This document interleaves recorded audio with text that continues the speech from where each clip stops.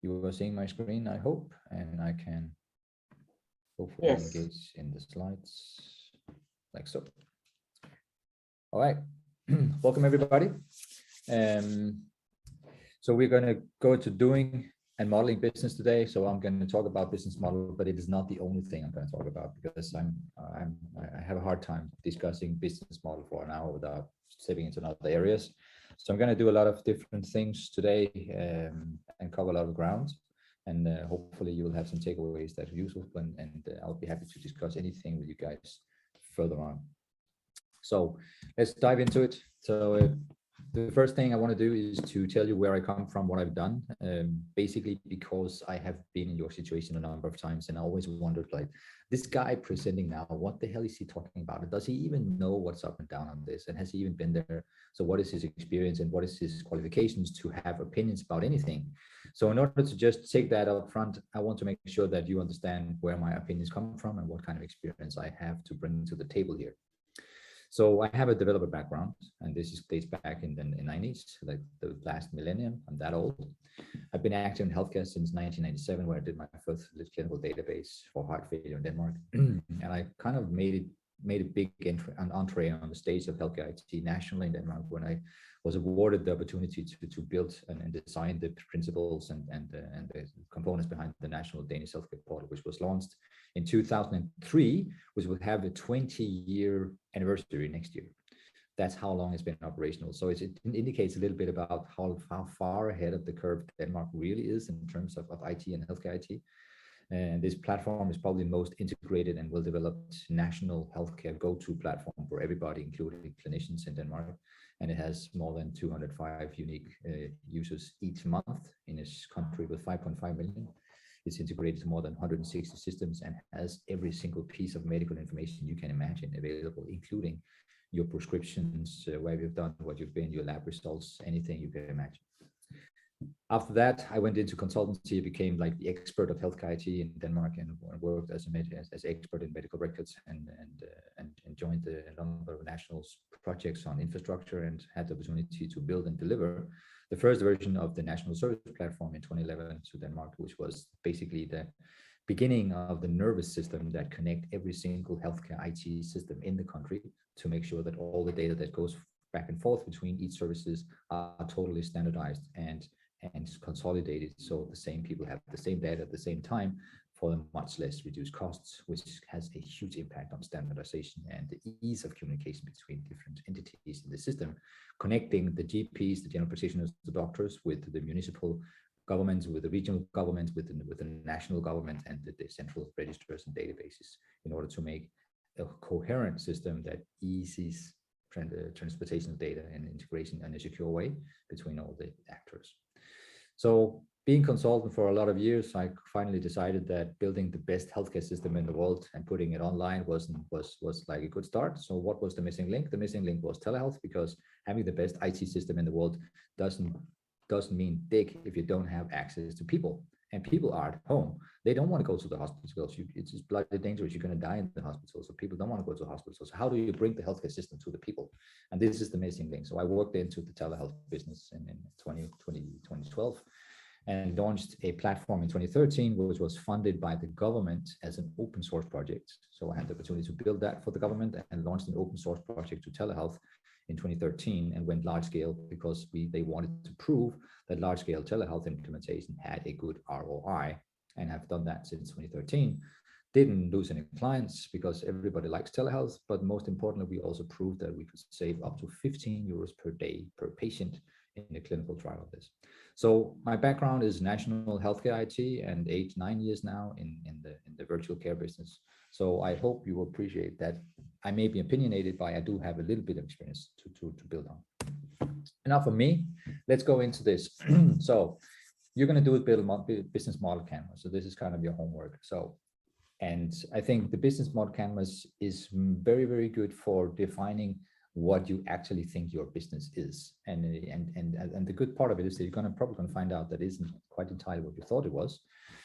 So this is primarily an educational tool for you to get closer and get wiser to what it is. But it is also an iteration of stuff that you already know.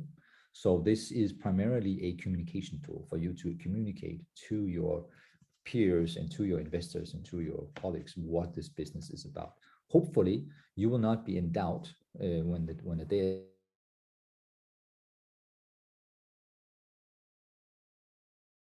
know that at that point in time we're in deep trouble. So if you are doing the big business model canvas, try to be very, very precise and very, very specific. It's really, really short, very content loaded sentences. Don't use the consultancy, blah, blah, blah, but be very precise. The more precise you are, the better the reader can see what you're looking at. And of course, don't try to go deep, present the tip of the iceberg, well knowing that underneath each topic, there is a mountain of stuff that needs to be done and needs to work before you can sort of present the statements. So try to present the tip of the iceberg. Don't go too deep, because then people will get confused. And you often get lost in details about stuff that really excites you. So hopefully your business excites you, but try to be concise. And this is not just the business model canvas; it's everywhere. I often meet people who are very much into the product, about my product does this, my product does that, and I'm so excited. It's really fantastic. But what you really want to talk about is what you can do with your product, and not your product itself. But not in business model canvas. The business model canvas is about how to make your products and what it's all about. So if you can use the BMC to anything constructive, it would be probably to identify a single point of failure and a bottleneck that you probably have. The most startups don't plan and have funding to do complete redundancy of critical stuff. So if you can identify a single point of failures or bottlenecks, then you should probably plan for a workaround redundancy. And one of these examples could be you are using Amazon Web Services for building your cloud system. And Amazon Web Services are great. They make things go really fast, and you can really use it to jump forward fast. But the problem is that most of the people in the healthcare space will want to have their installation on premise, because they do not want personal identifiable information to be present on an Amazon Web Service. So they will tell you, yeah, that's nice, you have a great system, but if it doesn't run on my private cloud in the basement of my hospital, then you can forget it. So that's kind of like a bottleneck failure. You need to plan around having the ability to install on something that isn't Amazon or Azure or Google Cloud. And that's a bit of a problem, because then you can't take advantage of all the tools they have, and so on and so forth. So that's just one example. So see if you have single points of failures or bottlenecks that shows up when you do your BMC, then, well, plan for a workaround, because at some point someone will ask you the question that really hurts. What are you going to do if you can't do that? Yeah, and that's a good rule. What are you going to do if you can't do that? That's a good rule. Try to put that in mind. Always ask for plan B. Always have a plan B. So get your target straight.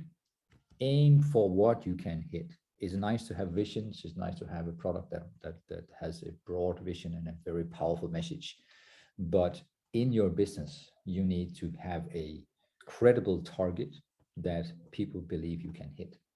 And I think we also have the issue about when you present to the investors, like the hockey stick, like you go like this, then you invest, then wow, it takes off like a rocket, that you have, then you're billionaires. And everybody expects to see a hockey stick. But I think if you really want to be credible, then find out and try to scope your target, and try to scope your business and your growth and your aims in a way that you are credible, which is probably means that aim for a pilot, and then an incremental increase, and then maybe if you're really conservative, then a logarithmic increase later at the point. But trying to stay out of the exponential numbers, because they always cheat, and you always forgot to take into account that whatever you do in the healthcare space, it always takes more time than in everybody else's businesses. So to actually do your BMC, from you start describing it, it's probably a couple of years, and what you really need to do with your business, not just the BMC, is to cross the chasm, which is basically to get from the pilot and the validation into something somebody wants to take it in production and start having some real references that you can move across. So the BMC can help get you there by identifying weak points, but it is a description tool, and it's only the top of the iceberg. So it will use it as a communication tool and make sure that it's correct, because people want to see it. but don't expect that anyone will come and pat you on the back and say, oh, what a fantastic business, I'm going to invest, just because of business model canvas. But make one and shoot it over and try to focus on the short, concise statements and use it to your own advantage by trying to identify bottlenecks. Okay, so just for the sake of it, I've tried to do a business model canvas on my own business, and I've tried to be very, very precise. And this is my take on what people want to know in this business model canvas. But you can see it in the slides afterwards. So yeah. One example, I think, yeah. Let's take an example, the customer relationships. What kind of channels do you have? Do you have pre-sale? Do you have onboarding? Do you have support? Do you have bespoke services? Do you have license sale? How do you communicate? Don't go into details about which kind of mail address they use and stuff like that, but make sure that you have the channels in place. So yeah, not too much about that. So what you probably want to do at some point is to enter the EU market.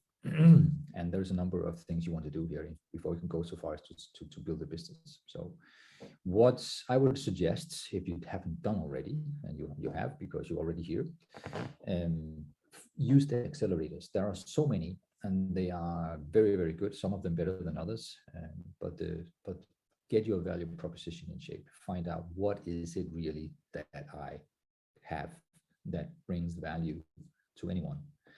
And you may think you have it until somebody a bit more experienced and smarter than you sits down in front of you and say, so what about this and this and this? And then you go, oh my God, I didn't have that. I didn't think about that. And then suddenly your value proposition will change. You probably change 3 or 4 times. Mine did anyway, before you kind of nail it.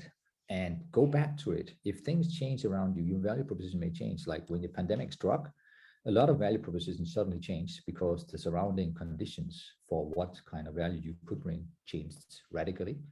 So if you think your value proposition changes because of surrounding areas like the pandemic, well, reevaluate it. It's not like set in stone, but make sure that you spend a lot of time discussing this with people outside of your own organizations to get their take on it. So you would be surprised that people that come from other parts of the same business have completely different perceptions of what kind of value you can bring and how it affects them and how it can affect the healthcare system and the people in the healthcare system. So in order for that to work on it and be open-minded, you may not like everything you hear, but try to be open-minded, but input and find the right point of view that you can get on board and that you think is the right one. And then for God's sake, practice pitching. Go to all the pitching contests you can, because they will put you on the spot. You will be in the lifeline. You'll be in front of the firing squad. You will be on stage, and they will have the pressure, and you will feel the sweat on the sweat beating on your forehead. And this is really, really good, because when people are under pressure, the most amazing things come out. You know, you start saying things you didn't even know you had in you, just because you're under pressure. And this is something that you want to do, because it kind of removes all the decorations of everything and brings to the core of you and your product and your value proposition to the stage.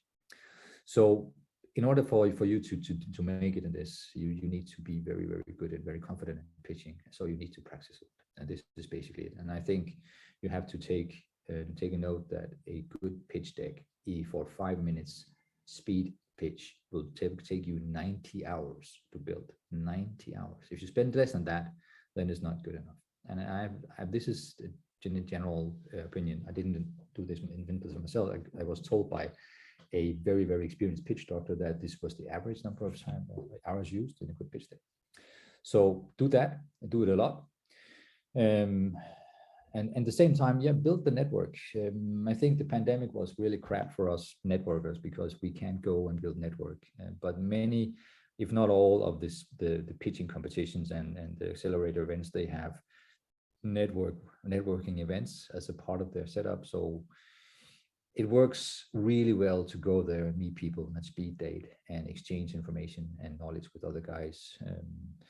If they do not bring you business, they bring you network. And everybody in your situation also realize that you guys need to stick together and help each other out. And they can only help you out if they understand what the hell you're doing. So try to build networking speed dig and make sure that all your peers know what you're doing, even though if they don't, because if they see an opportunity that might bring advantage to you, they might just help you and pitch that opportunity to you if they know you're there. If they don't know you're there, trust me, nothing is going to happen. So speed date, meet people, go to conferences. I'm the MedTech Forum in Barcelona today. It's mostly a networking event for me. Go there, go to the HIMSS, go to the MedForum, go to the DEMEA in Berlin, and talk to people, meet people, and ask them what they have and tell them what you got, and be out there. And network is really, really important. So in terms of market evaluation, before you go to market, any market, you need to find out that this is actually the right market for you. So you need to be a little bit step a little bit back from your geography and your native place of business, and look at the size of your market. Like I was in Denmark, and my market was 5.5 million people, which is nothing. So Denmark obviously wasn't my go-to market. Of course, I was there already, but I did not have to invest in that. So where did my investment go? It went to another market. So look at the size of the market before you spend, because you don't have a lot of money to spend on going to market. So you want to spend them where it matters. So have a process that you can show to the investors and say, I did this evaluation, and this is my go-to market. So one of the things you want to look at is also IT maturity, infrastructure. Do they have the necessary bandwidth in infrastructure? Do they have smartphones? Well, everybody has mostly, but some don't. Some have rules and regulatory issues that will be really big complication. Some will have easy regulatory things that you can easily get around. If you build a hardware device, you need to register it. If you build a software device, there's like the MDR and all kinds of stuff. But make sure you get a good look at the regulatory complexity. I was considering going to Korea with myself at some point, and turned out there was actually an active regulatory barrier, because it was simply forbidden by law to do anything related to telehealth and remote patient monitoring. So I kind of it didn't kind of work out. But also in the European markets, one of the most attractive market in the European setup is obviously the big ones like Germany and France. France, they have their own things, but basically they are moving fast towards technology implementation and utilization. But in Germany, the regulatory complexity and the basic setup is really, really tough, because the national inherent aversion towards IT and databases is really, really difficult to work around. So you need to be very careful about getting into the German market, because you need to find out what will be the barriers on the regulatory area. So you need to study that before you invest heavily and go into the German market. It's also very complicated, but that's another thing. So do that, and of course make some kind of assessment. And if you are in a market already, it may not be the biggest market, but if you already have clients in a neighboring country, maybe that's a good idea to go there, because it's easy and you can save money. But try to make a weighted evaluation of these different parameters when you go, in order to make sure that you choose the right ones. For me, when I went to Nordics, I went to UK, and I went to Canada, because they seemed to be the same. But as it turned out, Canada didn't have any kind of reimbursement for what I did. So reimbursement was not present. So that basically means that nobody will sell your service, because they will not get reimbursed. So that's a dead end. So probably get your business case in order and get proof of value, which means that first of all, you need to decide, is there a reimbursement that is available for me? Can people make money doing what I have, using what I have? If that is not the case, then that's not your market. So you have to be very certain about that to make sure the reimbursement structure are in place. The US is pretty simple, because there are a number of reimbursement directives that gives a very clear indication of what is reimbursable and what is not from the government point of view. But once you has certified the fact that you can get, or someone can make money, you can, or your partners can make money on selling the stuff you got, find someone who can test it out for you and get the proof of value. You may of course want to do a clinical trial on that, but barring that, the next best thing, and actually the most important thing, is to get someone to buy it and use it and get proof that it works. So you may want to give it away for free or sell it at a very, very low rate or whatever you want to do. But your first order of gender is to get proof of value, because this is going to drive evaluation. This is going to interest investors because it's real world feedback. And there's nothing that beats real world feedback. You can talk and you can wave your arms all you want, but if you have proof of value, that's going to get people's attention. So get there. Yeah, and another thing about going back to the pitching a little bit here, pitch sales material. I have done a video which is well produced and has a good message and a good cadence. It's a bit long for pitch. It's 10 minutes long, but it's an example of the kind of videos and the quality you want to go with when you want to make a good impression. And take into account when you watch these 10 minutes that this took more than 1 day to produce. So everything good comes with a price tag. Invest in your pitching and you invest in your skills and your capabilities, and assuming that you suck, because most people do. You may think yourself to be a decent presenter and so on, but basically that's not good enough. You need to set the bar high and really work to improve, which means that take videos, review yourself, take videos again, have others reviewing it, find out where your strengths are, where your weaknesses are, and work on those. I usually say that it's a long journey to break through the barrier of being happy to perform, but you need to be a performer. You need to be happy for the limelight and for the attention. If you are introvert, this needs a lot more work than if you're not. And if you're an extrovert, then study body language. I usually say, look at the TED talk called Fake It Until You Become It, which is a kind of like a mental attitude towards being more than you are and just eventually becoming more than you are, which is good attitude. So work to improve hard, and make no mistake, this is a do or die moment for startups. So if your English isn't great, make a script and practice fluent performance, record it. Don't worry about accents. The accents don't count. I think the only thing that counts is being fluent and having a message. And don't do like I do. Don't talk too fast because you lose people. It's better to take pauses. And I think one of my favorite speakers is the former President Obama. He had this way of making pauses into a speech that really got the punchline through. Like he really got people thinking. And that's very powerful. So there are tools in making presentation pitches that does not include saying anything, which is quite interesting. So try to study that and use it and find your own style, because everybody has their own style. You cannot do anyone else's. And if you don't think you've got enough wattage to burn through, use humor. It's always important to break the ice with something that is not the topic. So when you do a presentation, don't dive into the hardcore stuff right away. Start by saying, hey, let's have it. I would like to propose a toast for everybody's health. And do know this joke about the doctor. Do know what is the difference between the God and a doctor? And yeah, of course, the answer is that God knows it's not a doctor. Ha ha ha.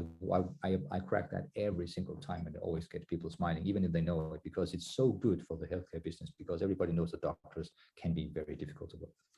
So try to use that kind of tag, apply humor and use that.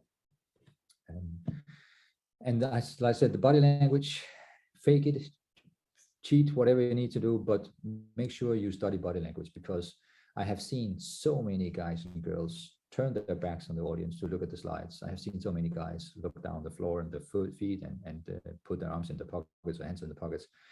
So find out what to do with your arms, move around on the stage, wave your arms, change your intonation, speak fast, speak slow, make breaks, change tempo, keep people on their feet, and study body language again, because it sounds stupid, but it's so really important. You wouldn't believe it. And of course, when you go on stage, it's going to be difficult, because you always got these like butterflies in the stomach, and you will, trust me, even after 20 years, I still have them, and it's good because they make you better. But the thing is this: if you are very confident in your opening statements, and you can do it in your sleep, the first 20 seconds, nail that, because if you have that, you will nail the rest of the presentation, because the trick is to get going. And once you get going, then you have the rest on repeat. But the start is where everybody stumble. So spend a lot of effort on the opening statements and really, really practice it so you're happy with it. That will help you a lot. Yeah, well, don't ever stop looking for ways to improve your performance. There's always some ways to improve your performance. There's always some way to make your communication better. Always try to find out who is my audience today and what does my audience think about this and that, and then try to bend your style and your performance towards the audience. Like if you have doctors in the audience, you probably shouldn't crack the doctor joke and stuff like that. But you can always qualify your presentation by knowing more about the people there than not. And maybe probably the most important message: your brilliant product will not dazzle anyone by itself. It's a big mistake to think that this is so. Especially the Americans are very difficult to impress. And coming from Denmark, there's a lot of introverts that think that just being brilliant and being Danish is all it takes. So they go like, they maybe invented the cold fusion, and they go on stage and say, yeah, we did this amazing thing, and it was really cool. And yeah, it was good enough anyway. So this kind of underdog attitude doesn't get you anywhere. If you have a brilliant product, find out how to dazzle people with the product by presenting it in a way that people say, oh wow, this is really cool. Get the wow factor into your pitch, and build up for it. So it's kind of like staging. So it's kind of a story and a narrative. So find your way to tell about that. Okay. So you probably also got some kind of medical device regulatory consideration, and I'm not going to spend a lot of time on this, but I just want to tell you a few points that are important. You need to start assessing your quality management system early and looking into what will it take to go where I need to go in order to get the necessary regulatory compliance issues in place. Quality management is not something you do. It is something you live. You don't have it, you don't do it, you don't work with it, you live it. The quality management system is your business. Your business is the quality management system. There has to be 100% overlap between what you develop and do and how we work, and the documentation and the quality management of your company. If you don't have this attitude, then the quality management system will be something you are buttoning onto your business on the outside, which means you basically have to build a product and to build the quality management and keep it updated will give you so much headache that eventually you will die. This is not for fun. I really mean it. You need to engage with your development teams and your way you work and sell and document, and to make sure that you put everything in quality management system and document. This is not the business, the banking business. This is the healthcare business, and you will need it. And every single piece of information you put down increases the value of your company. Whenever somebody makes a due diligence on you, they find that you actually document stuff, they say, "Oh wow, this is cool. We didn't expect that." So find out what you need to do to get the quality management system in place and cover the ISO certification. If you need the ISO 13485, find out what the gap is and how to do it, and change whatever you do to cover the gap so that you are working in accordance with the needs of documentation in the ISO system. It's not that difficult. If you work with Jira already, you can add a few more tools and then change the way you document, and you should be well on your way. It's not imperative outside of the EU, but it's in the EU and the USA, you cannot go to the market with a medical device unless you start with the ISO certification and doing the QMS. So try to put everything you do into the QMS, because you need to document everything you do from the inception of the idea of the change in your product to the actual implementation of that change in your product needs to be documented without any kind of doubt from the start to the finish line. And then following up on the product, you need to document that as well. So it's not trivial, but it's not impossible either. Tools like Zendesk, Jira, Confluence, GitHub, Splunk, and so on gives a lot of documentation. There are tools out there that will help you get there. Yeah, then the CE mark, the class 2A MDR or FDA 510K is preferable, but clinical validation is the first step. It will bring you a long way. And after you have done that, you can use that probably to create the clinical evaluation report that you need in your certification efforts by both the FDA and the notified bodies in the EU. But it is more than that. It's a killer sales tool. You need to get it because actual clinical evidence knock people down every time. When you can say, put someone on the table says, this is not for discussion because here's the proof, bang, and then put the clinical evaluation report and the clinical trial on the table, then people shuts up and start listening. That's a killer sales tool. So start with the evaluation of the product and get your product tested and tried by someone in the real life, and then see if you can turn it into a clinical evaluation report or a clinical trial, even if you have the hospital on board with that.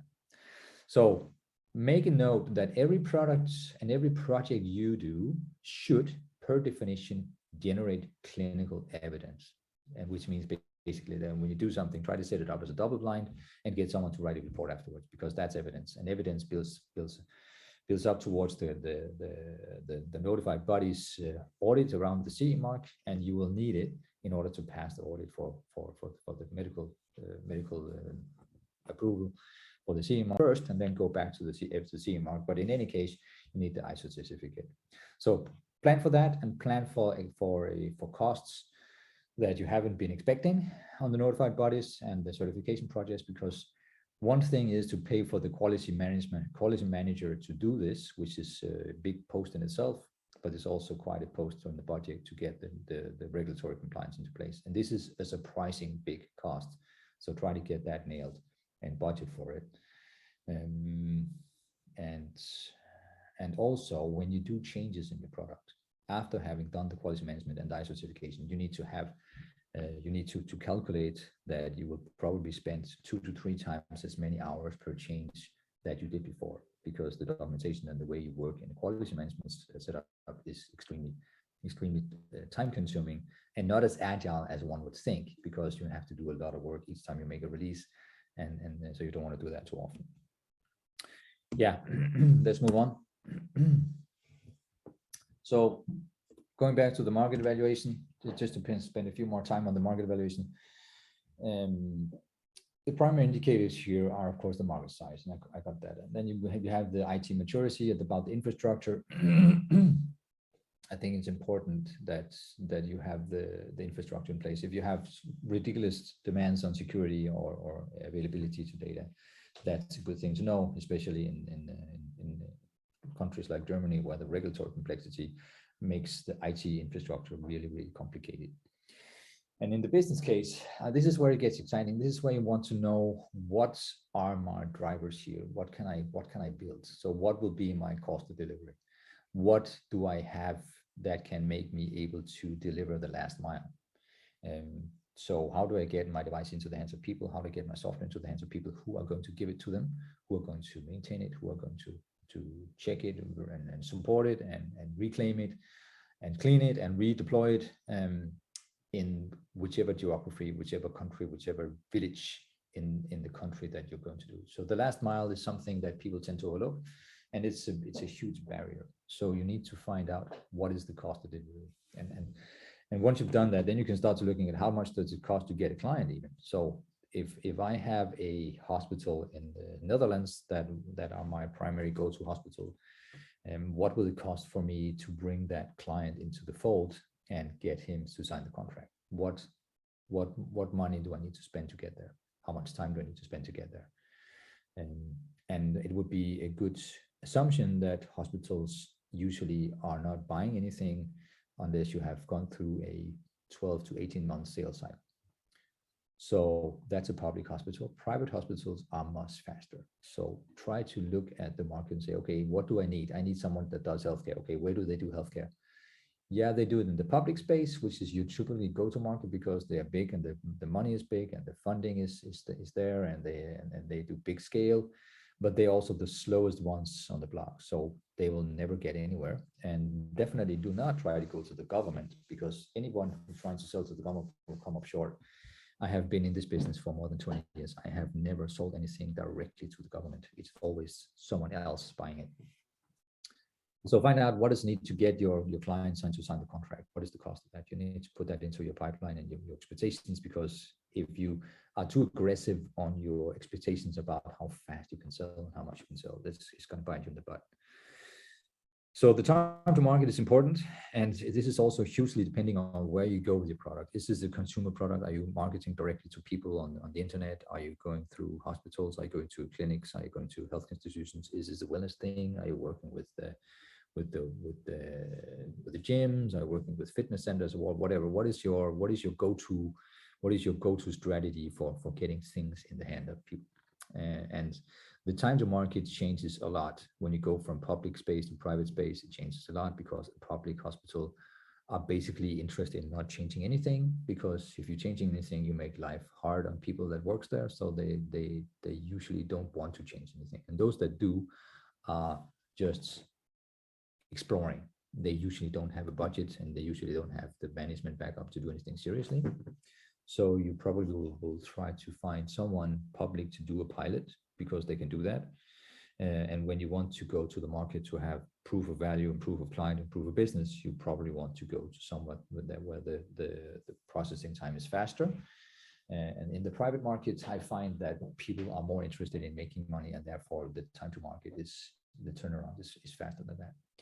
One way of doing this is getting a partner or distributor in the market that already have clients in the healthcare space, private or public. If they have a market and they have clients, and they can see an interest in expanding their business by white labeling whatever you are doing or providing, or can be a distributor or a reseller for your device, they already have the mechanism and the structure in place to get things in the hands of clients, and that will boost your time to market immensely. If you want to do things yourself, you have to take care to allocate a lot of funding for the sales organization in whatever market you go to, and you have to replicate that for each market, which may be what you want to go, but that's a different, it's called a completely different cost structure implementation strategy. So take care that you choose wisely, because you have probably not as much money as you want, so spend it on things that really matter. And of course, I wouldn't need to say this, the revenue potential. Some people get excited about your product, and it's really easy to say, oh, fantastic, these guys really love it, so let's go with these guys. But if there's not really any revenue potential to the clients, then it can only be, and this is probably a golden rule, it's only if you really get something very important out of this engagement that you should continue with it. So if you don't have proof of value, if you don't have clinical trial, and this guy will provide it, even though the revenue potential is not there, you could probably do that and explain it and get away with it. But if you do anything besides a pilot project and the revenue potential is small because it's a small clinic or small hospital, it either has to be a stepping stone on the way to something bigger, or a proof of value or something else. But if it's a play for market, play for revenue, make sure that you go with the clients that actually have the potential. So find an insurance company that has a lot of clients, and try to see if you can get them on board, and spend some time working out the prototype and the business, the value proposition, and delivering it, and then try to see if you can make them scale up. You probably won't get commitment to scale up from the beginning, but as soon as you can start talking about it, you should. And of course, the competition is important. Find out who are you up against. And you may consider that you are not competing directly with other products because you think they're different from yours, and that your value proposition is different from what they provide. But you have to take care to see this from the other side of the table, because the ones looking outside in on your product, they may see it differently, and they may perceive your product as being similar to someone else's product, even though it's not. So competition is not what you think, but what the clients think that you're competing against. So try to get a feel for how their perception of your offering is, because this is the one that gonna qualify you to any kind of beauty contest or not. If you can affect and influence any kind of purchasing or procurement process or institution, you should always advise them to try out 2 or 3 different products and projects, including yours, to get a real life experience about what works and what doesn't, and then have a live value evaluation of the products. Because if your product is as good as you think, you're going to win the beauty contest. But having people trying it out instead of just trying to define qualifications and features, it's much better strategy. So if you can influence anyone in that way, do it. So other indicators for the market you want to go to is if you have someone there already, it makes things easy. If you know the director, if your son-in-law, brother-in-law, or best friend's girlfriend or whatever is director of a healthcare institution, yeah, that's a good way to go, because network is God. And if they're there, they may not be the best market, but if it's already there, it's within grasping reach, and you should definitely go for it. And yeah, so I could definitely recommend that. But that's the only reason you should go to a suboptimal market, is because it's fast for you because you have network there already. There can be cultural challenges you need to take into account. So try to see if you can get through that, and also political challenges. But always look at the VCs and find out, or what the investors find. So what does my investor think would be a good market? Because if they have some opinion about that, may not be qualified at all, but if they have an opinion, well, the money always counts to someone. And if you can say that, well, we went here because this is what you said, then that's okay. So if you fail, you can always blame it on the VC, or you can use that to build a case to convince them not to go there. But still, you need to listen a little bit to what they say. You don't want to listen too much to the VCs, but here you should definitely listen to them.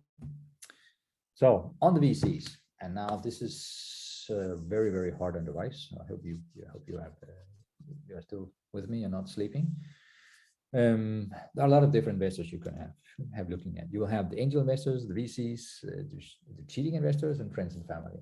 And I think, from my point of view, I've tried a lot of these guys out, and what I find is that if you can, the best thing you can do is to find people that has business goals that are matching your own. So if their business has success, if your business has a success, then that would be a great investor to have. And I will call that a strategic investor. So if they have a business and that business will be boosted and strengthened by your business being successful, then that would be the reason that they would invest in you, and they will have a two-sided incentive for your business to succeed. One is that they had invested in you and they want to see the value increase, but also that your business will make their business look better. If you can find any such investor, that would be the best one, because they have knowledge about the market and they bring network to the company, and they're not looking for a 100x exit in a couple of years like the VCs does. But most importantly, I think they know what you're doing and they understand what you're doing. Otherwise, they wouldn't consider it good for their business. That's extremely important, because the VCs definitely do not understand what you're doing. And the VCs have 50 other companies in their portfolio that they're also betting on without knowing anything about what they do. And the VCs do not know your business. The VCs do not know how to find their own backside with both hands on a good Sunday with a user manual. They can't. They do not know your business. They present themselves as very serious businessmen, yada, yada, yada, yada, but they do not know your business. They never will. That's not their business. Their business is to make you profitable. And they just do that by applying pressure. So strategic investors are definitely a way to go. You probably won't be able to avoid VCs at some point, but I will advise you to be aware that VCs are not your friends. They are there, they have money and they can fund you, but most likely they will underfund you. Expect a hockey stick business plan. And after a couple of years where you burned out the investments, they will make sure that you burn the invested money fast. So you will need a new investment, because that's what they do. And then shortly thereafter, you will see success, but that's fine. You require capital for growth. And then at that point, you probably lose control of the company. So this is their play, and they are completely cynical about it. They don't tell you this because it's something that you are supposed to know. So they are not necessarily your friends. They are there to make tons of money, and they are very good at it. And if they can gain control of the company, they will have control of your operational matters, and that's where things start going really bad. If your product and your business plan is good, it may be fantastic for all of you, but they will not be your friends, and they will try to push money into your throat that you don't really need and make you burn it, so you need more, because that's basically the way they dilute your ownership and get more money into the VCs, and they are all about making money, trust me. So having a strategy and go-to-market strategy, this is something that I have. Oh, there's something wrong with the slide here. So going to the market is something that I have my strong opinions about this, and I consider go-to-market's plan to be a bloody waste of time. So the go-to-market plan is basically a strategy, something you make because you are trying to tell people who know nothing a little bit about what this is all about. So basically, you need the go-to-market strategy to give it to investors that basically haven't understood your business, so they have some glimmer understanding of what you're doing and can have a look at that. So what you can use it for is to try to stake it out, like the business model canvas. Try to stake out your goals and your milestones. I'll remove the image from the presentation, send it again. Make sure that you look into this as a milestone checklist. So try to put some milestones there and try to follow up on them. So use it as a project management tool or sales management tool or process management tool or progress management tool for yourself to see, okay, this is where I want to go. And I have this goal. This is my vision. I want to have a pipeline that gives me this amount of business in 3 years. So in order for having this amount of business 3 years, over the next 12 months, I'm going to need this much business, this much in my pipeline. I want to have these potential clients. I need to have 200 potential clients and 20 actual clients by the end of the year or by 12 months from now. So this will be a very good exercise to have a realistic plan for what does it take, what kind of progress do I need to see to realize the growth that I have, the promise to myself and my investors that I'm going to have, and put that in the go-to-market strategy. So the go-to-market strategy is a lot of fluff and words and statements and proof and all kinds of crap that's a totally waste of time for most people and other than your investors. Because basically what you have out of this is the goals and the milestones. Use it for yourself to build a credible project plan for what you want to see in the results of the business before you can say it's a success or not. And this needs you to be working diligently on following up. You need to have monthly goals, you need to have milestones, and you need to follow up strictly on those. And the board of directors you have and your investors probably like this because they want to see this progress. And so at the end of the day, when the go-to-market strategy is over, everybody forgets it. But what remains in focus is what are the goals, what kind of milestones, how many clients, how big pipeline, how big in revenue can I expect, and what is my tracking on that revenue realization. Those are the things that remain after the go-to-market strategy. And that's why the most important part of the go-to-market strategy is building that project plan for the milestones and projects. And also check out all the time, be honest with yourself and see, okay, how is this progressing? Do I get the influx? Do I get the clients in the pipeline that I need? Do I get the sign up to the contracts? Do I get the progress? And if you don't, then you need to adjust your go-to-market strategy, which is, well, don't adjust your go-to-market strategy, adjust the way that you actually operate in the market. Invest more heavily in sales processes, use more resources on LinkedIn or lead acquisition, or go to more conferences, or hire a external outbound company that can do sales for you and try to set them up and say, okay, if I give you 50,000 euros, what are you going to give me?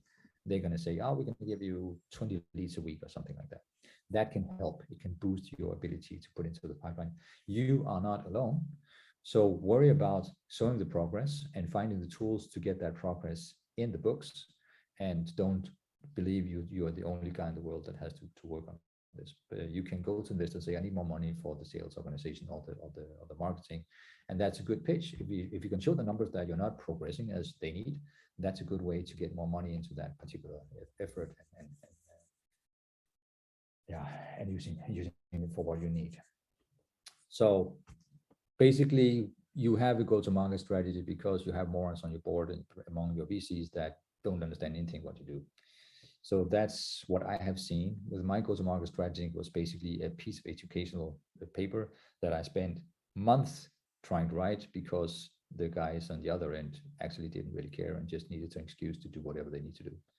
So I'm a bit cynical about that, but the upside is that you can use it for yourself to build the milestone and goals and get that going. But once you are started, you probably won't ever need it again. So from my point of view, it's a little bit of exercise in futility. But of course, again, if you have VC support, you probably need it because otherwise they won't get it. Okay, so let's go to the business engagement type. So what kind of stuff can we do with the business? We have, of course, the B2B2C, the B2B and the B2C, which is gibberish.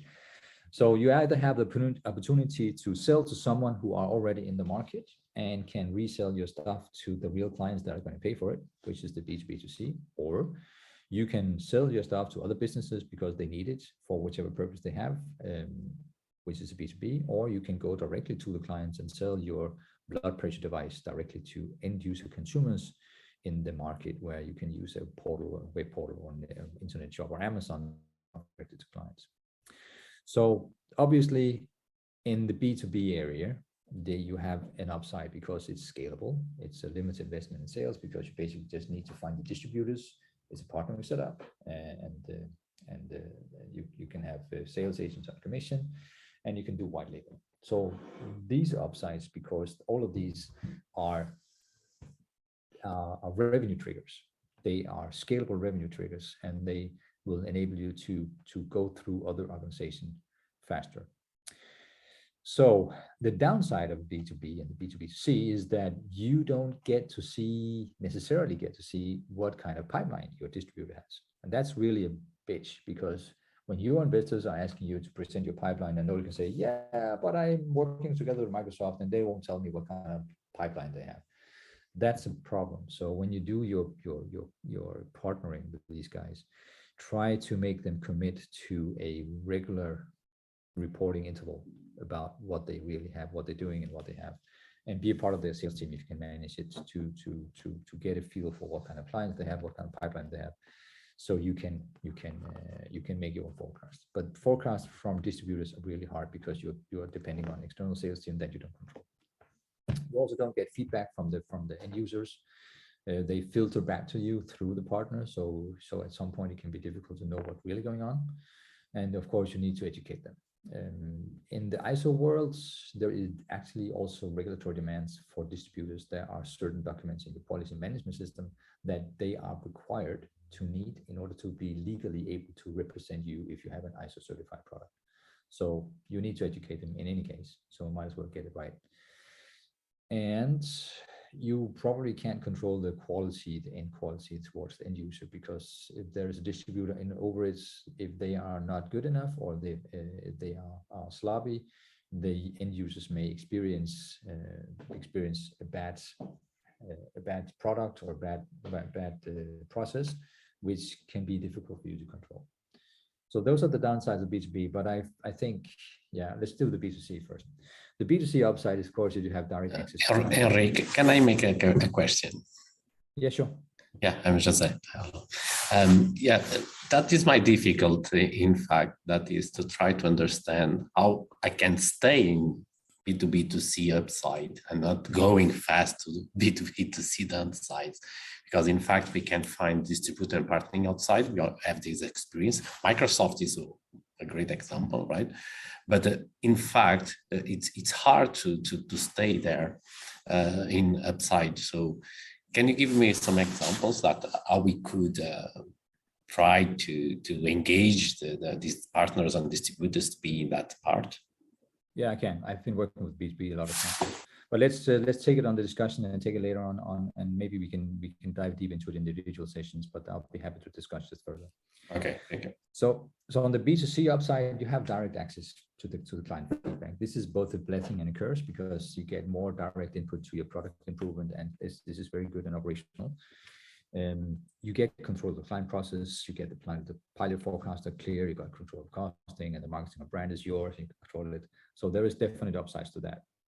And the downside, of course, that it requires you to be everywhere and have a huge sales organization. So basically what your investors tell you is that you should make sure that you have the upsides of both the B2B, the B2B2C, and the B2C. So they will expect you to be able to have the entire left side of this slide. They will expect you to have full total control, which of course you can't, because you have to make a choice. So one of the things that I have done is to put into the contract that we need to have monthly, or at least or maybe bi-weekly engagement. I have also set up a support line where I can do second level and third level support, and it means that some of the client issues that comes from the end user clients filter back to me on the support, and that means that I do get some feedback from the clients.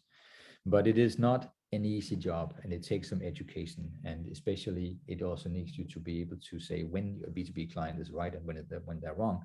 And there's no value in having Amazon as a B2B client or B2B2C clients, because they're so big that your product is insignificant. So you need to find a balance where your product has a strategic importance for them, and them having a client's portfolio that is significantly good to give you some kind of growth and some kind of revenue.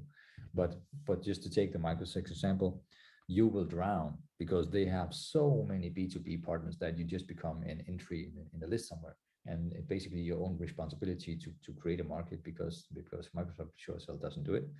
So you need to find a B2B partner that is big enough to have clients and small enough to consider that it's important to make a strategic effort to sell your product to increase their business. So you'll have a more intimate discussion with the salespeople in that organization. So it's kind of like a balance. Find someone that are big, but don't start with the biggest one, because they don't really give a damn, because they have so much stuff going on. And then like the Microsoft and Azure, well, I've tried that. It's all about being able to put you on the list of people that does things in Azure. That's the most important thing for these guys. They don't care if you make business or not, as long as your name is registered on the page of companies that does the Azure business. So it's a balance, of course. Everything is a balance. But from my point of view, my recommendation is don't try to go big initially. Try to get traction, try to get revenue, try to get distribution, try to get results from a mid-range B2B partner, where you have a more urgency from their side to make business, which means you have a closer dialogue and you can better motivate them to be part of this. Also, big organizations have a tendency to change people with 18-month intervals. Your account manager is going to go somewhere else, and you're back to basic and start from scratch by building up a new relationship. It's better not to have big businesses as your partners for the beginning. And trust me, if your business grows enough, at some point they will come knocking on the door. And when it does, then it's time to cash out. So don't try to go big from the beginning, because it is a waste of time. So business models. And this is actually the slide that everybody's been waiting for, because this is the entire session today. So what am I going to do about business model? Well, my first advice is to be creative. There's no such thing as a standardized business model. You can think there is, but depending on the product and the value proposition, there's always a lot of creativity available for you. So you think the business model, but it's a plan, but you already have it. So you have a plan, and the thing you need to realize is that any plan will not survive contact with reality. And this is your first rule of the order here. You have to know that when you start with a business model and you start to realizing your business model plans, the first thing that will happen is that doesn't work. And the thing that you shouldn't do is go into panic, because this is normal. So try to find out what is it that does not work, and how can I change that, and how can I turn it into something that works, and then try that. And then try something else, because every time you try a new client, then the plan you had before may not work, because it's different. They have a different clientele, or they have a different distribution, or they have a different reimbursement, and something is off in the business model. So don't put it on your webpage, don't put it on website, don't put it in your presentations, or you can put it in presentation, but make sure that people know that this is a work in progress. And you may have different business models for each different clients. That's not unusual, but please have an open mind. Use the quality circle, use it, review it, learn from what doesn't work, change it, and re-implement it again, and do that. And don't stop doing it, because markets change, people change. And yeah, you can use the business model canvas to map out different models, but the business model canvas does not solve your problems. It's just a tool, and tools are very good at doing things when you know what you're doing. So if you know what you're doing, the business model canvas can be a good tool, just as anything else can be a good tool, but it is still just a tool, and tools do not solve problems. People solve problems. So going to the business modeling and the sales process and have this plan. But if you have tools you're really good at, then use it, because the business model canvas is a good tool if you're very, very good at using a business model canvas. If you're new to business model canvas, it doesn't really work, because it's just It's just a tool you're not experienced with.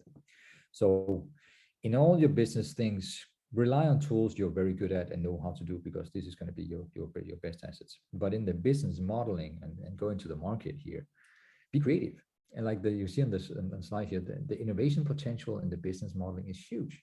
So when you do like a standard software as a service, you do a standard product and you sell it as a unit price, there is always some creative way of putting this in the hands of people that will make it work better than before. So one of these things, which is now more or less established in the business, is if you're building a hardware medical device, let's say you build a patch they put on the thorax to measure heart rate and record ECGs and what have you not. This device costs maybe, I don't know, $800 to produce. So it's kind of costly because you're going to sell it for maybe $2,000, I don't know. So the unit price is high, and that is a barrier, because who the hell is going to buy 500,000 of these guys? Because that's a huge load of cash. So they're not. And that means that you have difficulty selling it. And on the top of that, you have a VC selling it. You need to sell at least batches of 500. If you cannot sell batches of 500, you have to decline the clients, because then it's not good enough. And then you're left with no clients and no money. So what do? So you do this, you say, okay, so how do I get this into accessibility range for my clients? And you do that by engaging with the leasing partner and say, okay, they will not buy this stuff, they will lease it. And you will lease it for a very, very small amount. And the leasing contract will be like 24 months or 36 months.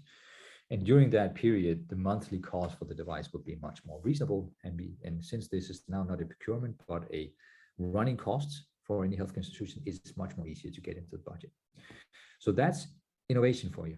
And it's really, really cool, because it takes away a huge barrier, which is buying stuff and owning stuff, and remove that pain by saying, I'm just renting it. It's not my problem. I'm just paying for having it. So it's not my problem. So if it breaks, well, it's not my problem. The not my problem strategy is probably one of the greatest that ever were, because anyone in the healthcare, in any public space, they don't want problems. So if you can make it into an SCP, which means somebody else's problem, that is your way to go. A lot of, if not all of business model innovations is based on the SCP strategy. Make it someone else's problem or take away their problems. Another great business model is in my business in the space of remote patient monitoring, virtual care. One of the biggest issues is getting the hospitals and the health institutions to adapt to doing virtual care when they in fact are not geared to that. The doctors are conservative, the hospitals conservative, the nurses are conservative. Everybody wants to be as they usually were. And having now a virtual team that does healthcare without seeing people, that's just weird. So it meets a lot of resistance. And since all business is relying on organizational change for the 80% part of the business and only 20% technology, the 80% of organizational change is out of your control. You can't even do it. You can just provide the technology of the 20% that works and then hope to hell that the hospital is going to do the organizational change and cover the rest of the 80%. But the fact of the matter is, most likely they won't do it because they really don't want to change. You know, this old crack about who wants change? Yeah, everybody wants change. Who wants to change? No, nobody wants to change, especially not in hospital. So what happens is this.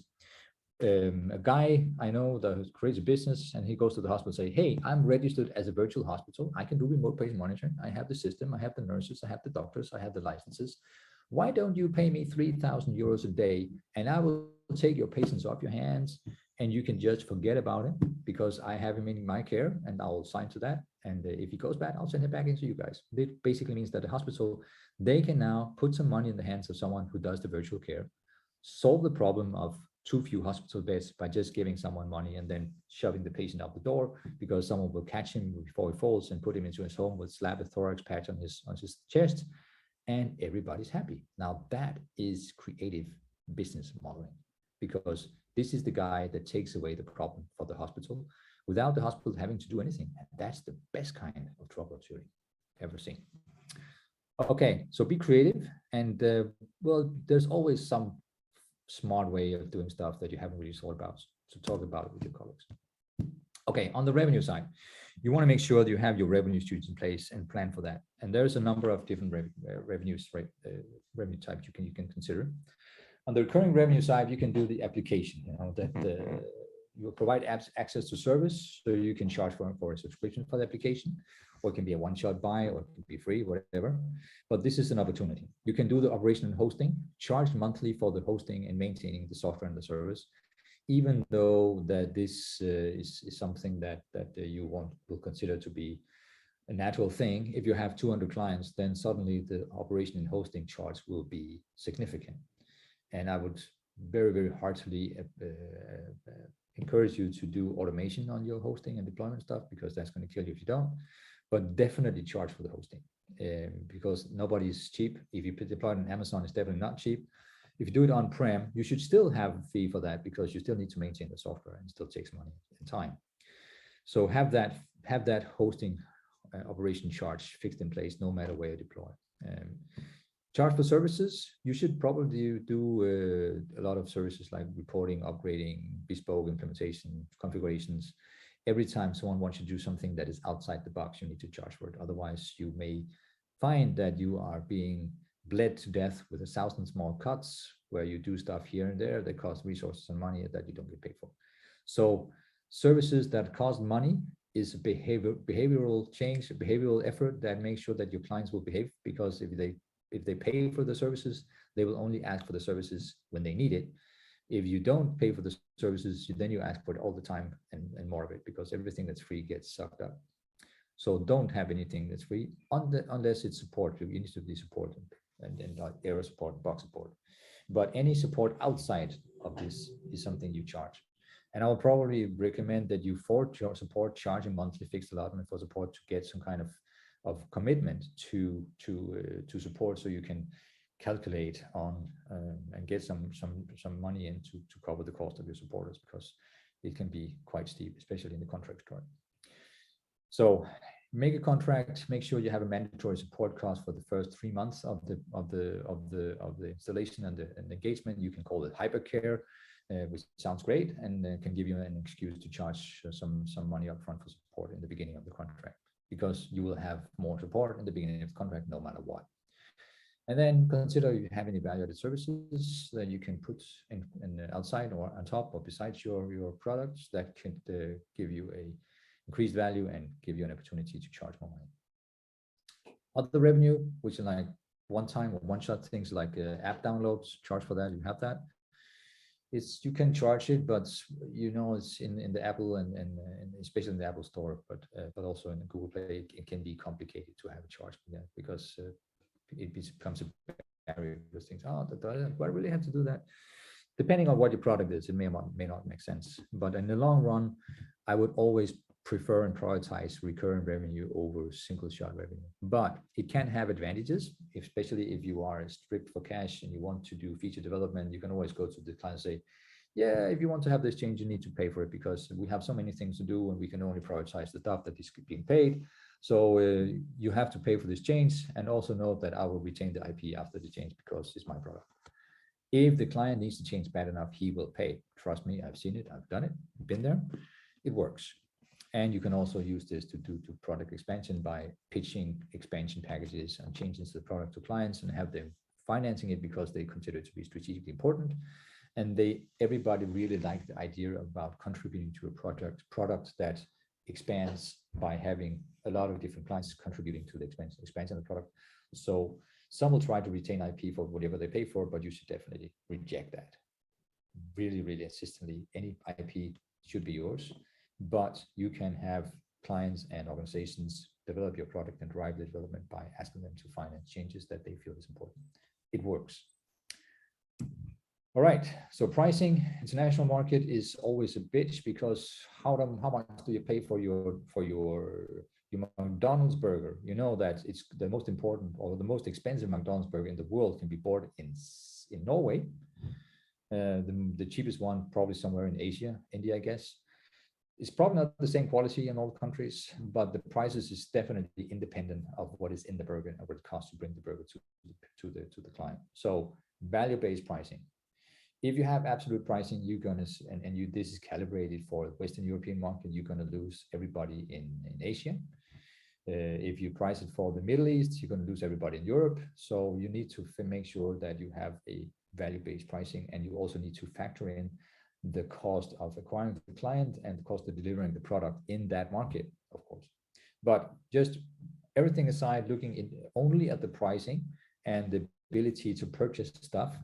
I've put in the link in here what I use often, where I try to calculate the price and say, okay, well, what does it cost to buy stuff? And you know, in Germany and in Greece, there's a huge difference in the purchasing power of people, even though they have the same currency, because of the country's different income level.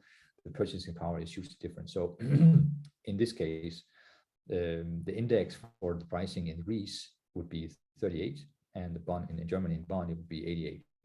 This means that, for instance, a cinema ticket for a high-end cinema will cost comparatively more in Germany than it would in Greece for the same product. So if you want to make sure that your prices is not becoming a barrier in a country where you may have big volume, you need to adjust the price to be at a level where the local purchasing power can actually make this attractive and realistic to be bought and buy and used in this market. So it is tempting to say I just have one price, the same price everywhere, but this may just rule you out of a number of markets because it is not available for people because their buying power is simply not good enough. So what I always do is I say I want my monthly subscription fee to be the same as a cinema ticket.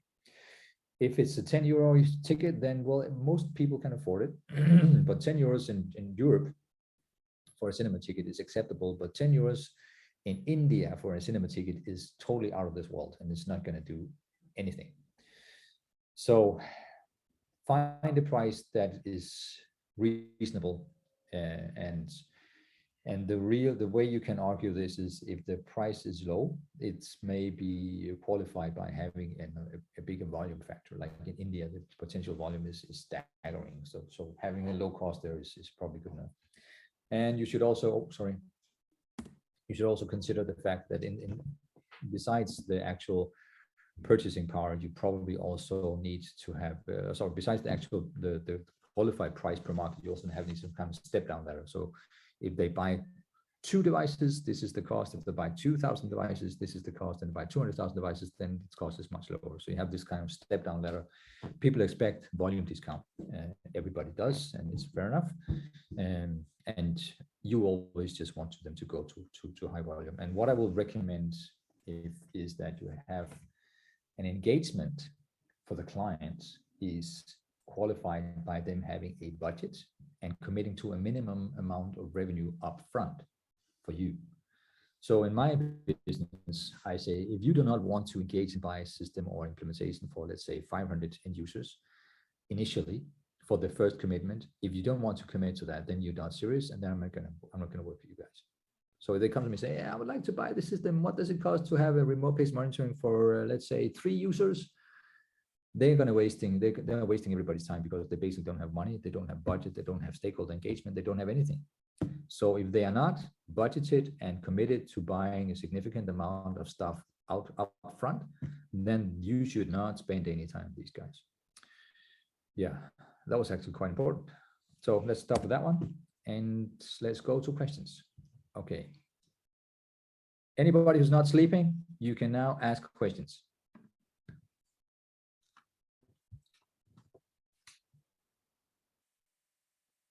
They're all sleeping.